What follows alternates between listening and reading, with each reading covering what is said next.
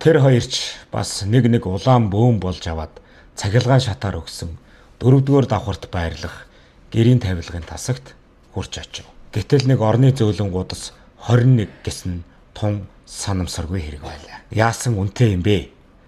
20% хямдарчаад байгаа нь энэ шүү дээ. Тэгээд эн чинь ямар хэмжээтэй юм? Дэндүү үнэтэй л юм да. Яах вэ хэмээн эргэлзэж байснаа. Хөөх юм нурууга дахиад л хүйтэн шалтаагаа зодтолдуулж байхаар арга буюу тогтлоо.